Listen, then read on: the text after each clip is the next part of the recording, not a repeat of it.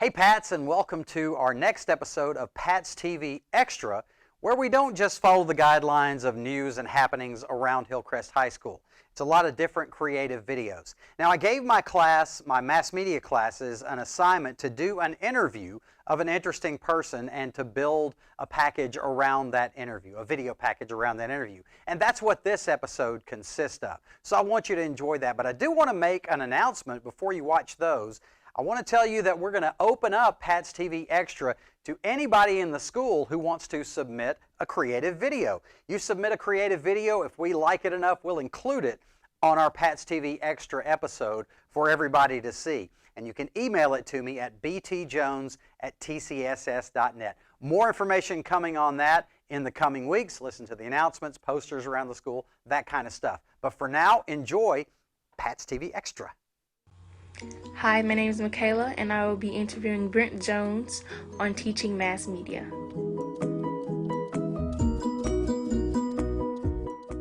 There you go. Hey, Michaela. Hi. How are you? Good. Good. How's your day been? Good. Sorry, I'm trying to find a place to go so I can not disturb my family. All right, this will work.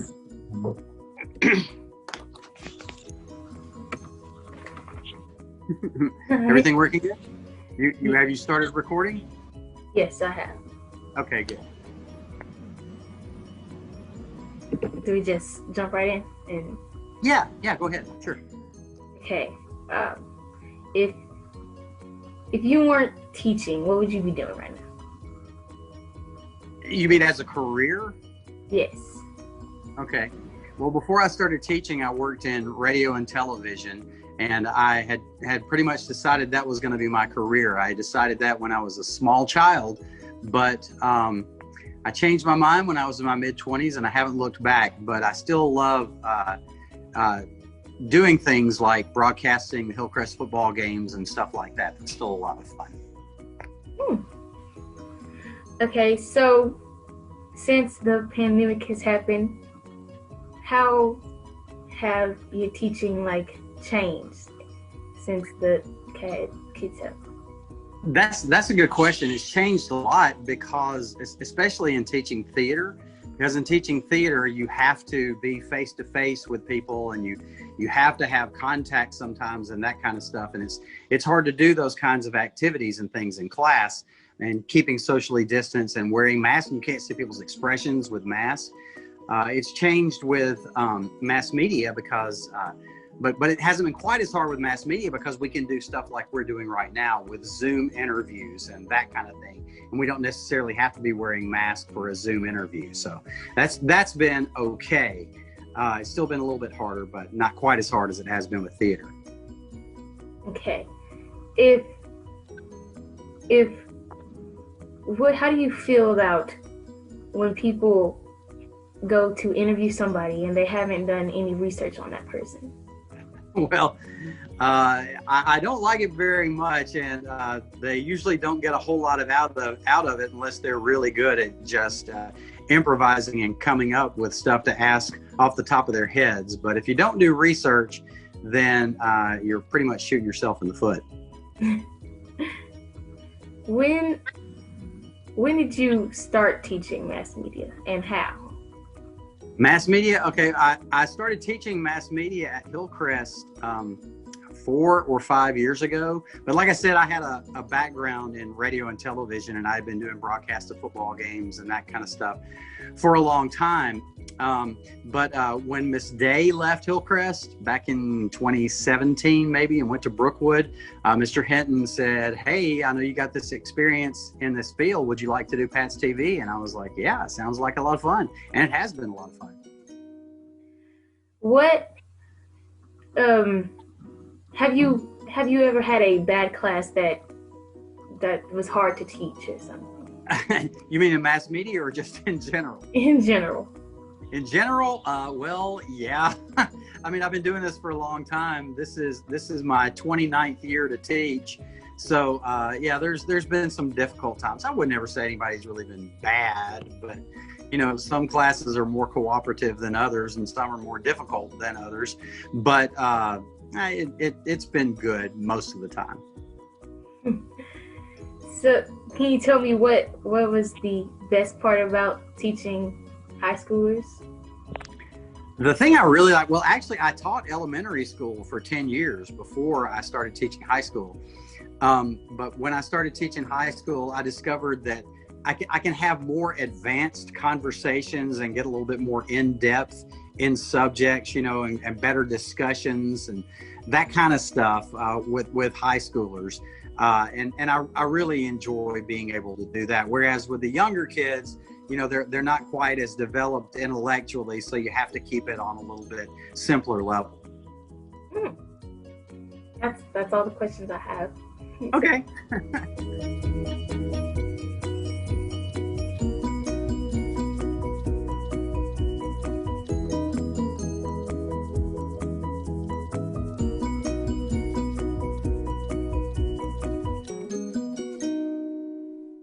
Hey guys! Although things have been very complicated with coronavirus, but somehow we were able to create a fantastic Black History program. I'll be interviewing one of the Black History team members that helped with this year's program. So, enjoy! What if one of your favorite activists watched our Black History program, and what would be your reaction? Wow, I would be elated. I would be elated. I truly look up to activists like Tamika Mallory and like all of the bold change that they're making on our community towards equality. And, I look towards them and I would hope that they would be proud of us for, kind of stepping outside the norm and, truly educating people on Black history. And I would be looking for advice on how we can be a change in society, just as they have been. If you could meet anyone in the world, alive or dead, who would you meet and why?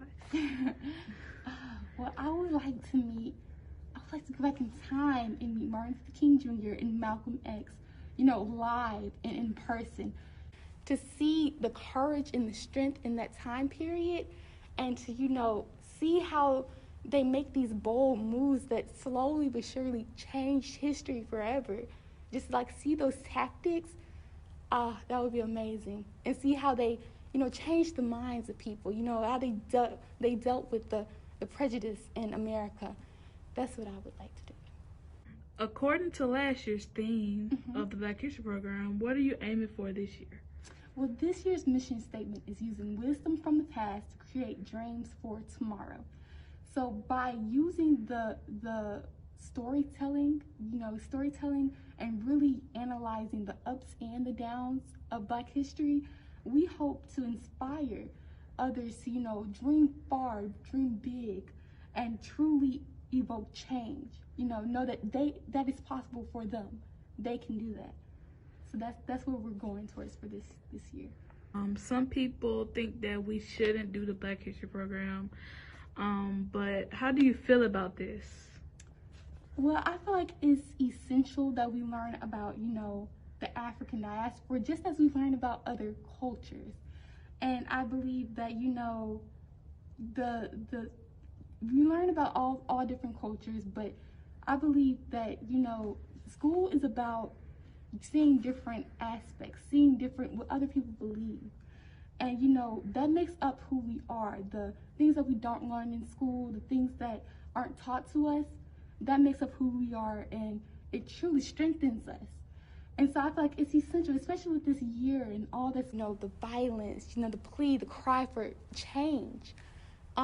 It's extremely important. The critics, that comes when, you take somebody out of their comfort zone and you show them a different aspect. You show them a different point of view.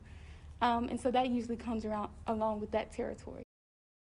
Tell me why someone would love to join the Black History program this year. Well, this program gets better and better year by year.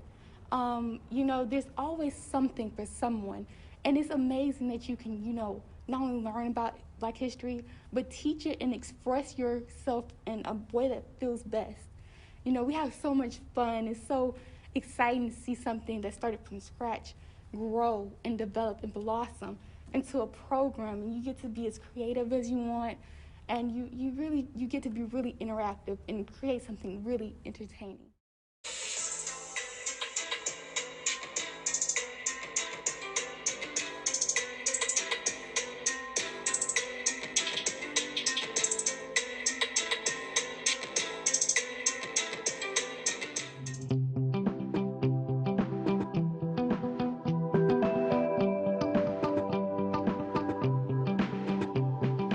So if my job like didn't work with my school schedule, I would have to like talk to my managers. I mean, we do have a pretty good understanding of like what days I do go to school, and then like what time I get out of class. I like send that schedule in.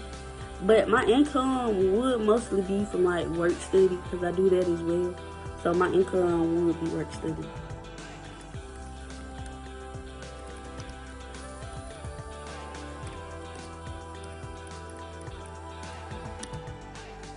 Of the 20 through 29-year-olds who graduated with a bachelor's degree in 2018, 72.3% was unemployed. Do you plan on keeping a job throughout years or only during summer or breaks? So I do plan on keeping a job like all 4 years that I do go to college. But if my grades start to deteriorate, then I would have to like pick up less hours or just stop going for like a week or so.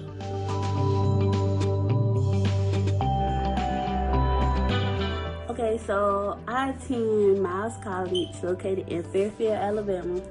And I also work at Victoria's Secret located in Tuscaloosa, Alabama. People who have graduated from Miles College say that it is not a great college to attend. How do you feel about this?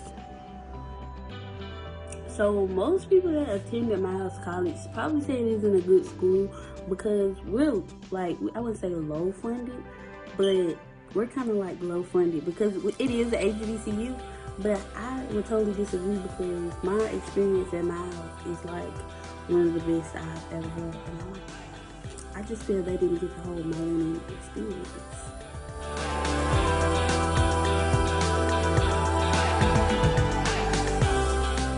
I balanced everything out by calendar, like a really detailed calendar, like color coded and everything. Like I have different colors for everything.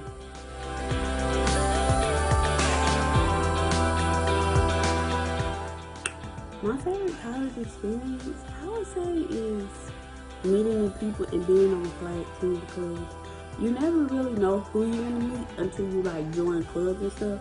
So I would say me definitely opening up myself and joining the flag team is my favorite experience.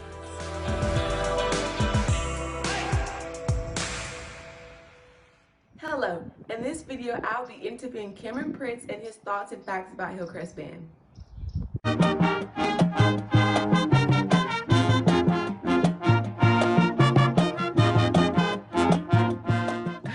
Okay, Cameron, so what if Hillcrest Band performed at more events than just football games? Where would you want to perform?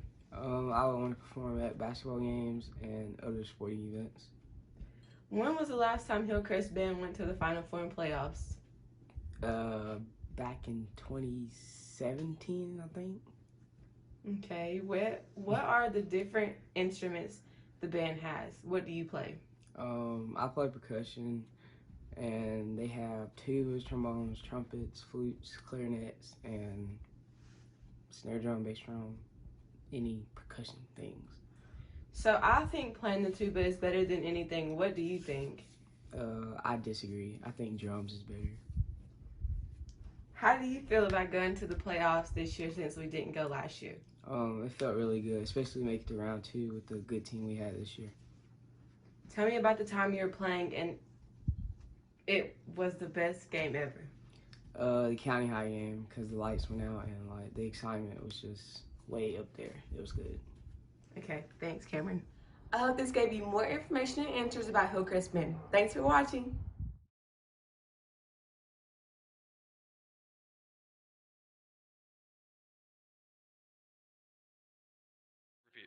I had an option to join Jim or Jared to see, and Jared to see just sounded cooler, I guess. So.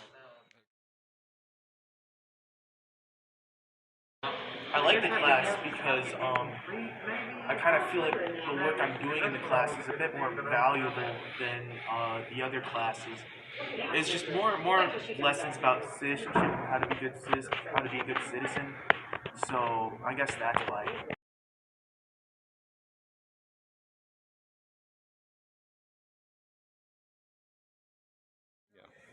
I came here to teach JROTC because I was a product of junior ROTC. When I was in high school, I saw the value that it helped me greatly to become the person I was. So I wanted to bring that back with a lot of experience to help out all high school students, whether they were going in the military or not.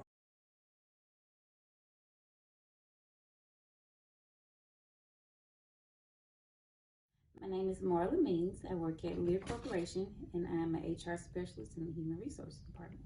It takes most Americans 1 to 2 years to get their master's degree in human resources. Is that true? Yes. What do you think inspires people to want to be an HR manager? What I think inspires people is wanting to help someone.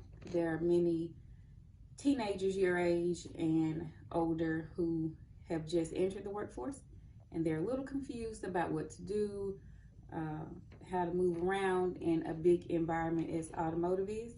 So I think it's very important to have someone that you can come to when you have any questions, comments, concerns, issues, someone that you feel like you can talk to. I worked in automotive as in production building the seats before, so I feel like I have an advantage over my counterparts because I know what the team members are feeling sometimes, what they're going through.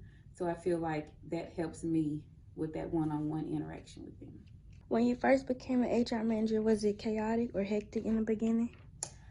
It definitely was, because I was fresh out of college. Automotive is a big field. Lear is huge. We have over 1,000 employees.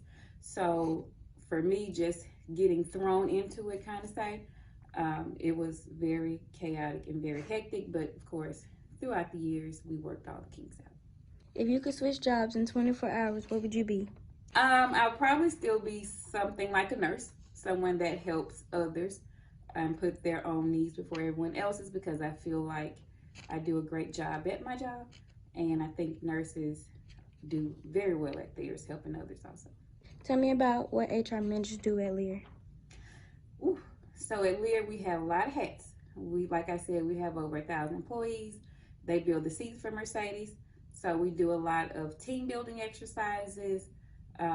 We help them, say, if they have a family member emergency, we help them with their pay. We help them, say, if they need time off, if they're having a baby. COVID is running rampant out here, so they have to have time off for COVID if they test positive. We handle any disciplinary issues as well. Unfortunately, we do terminate employees. We hire employees also. We move employees around. We do family fun days because, of course, we want to thank our employees for all their hard work as well. We have a lot of different hats. I'm sure I'm missing something, but we have multiple hats at Lear.